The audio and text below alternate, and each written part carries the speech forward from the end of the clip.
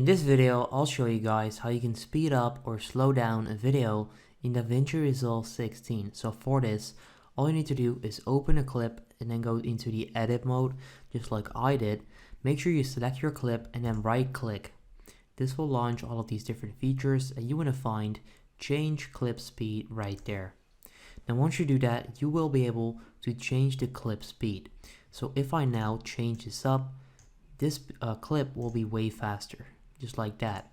Now if let's say this is not exactly what you want to do, but you want to change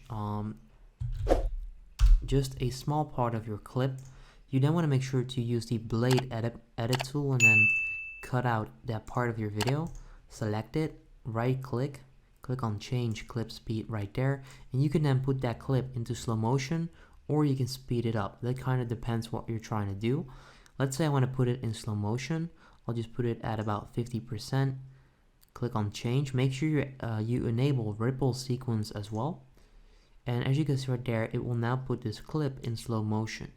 So that's kind of like how you can speed up or slow down a clip. It's quite easy. So if this video helps you out, make sure you go ahead and leave a like on the video. I would appreciate that. And then I'll see you in the next one. Have a good day.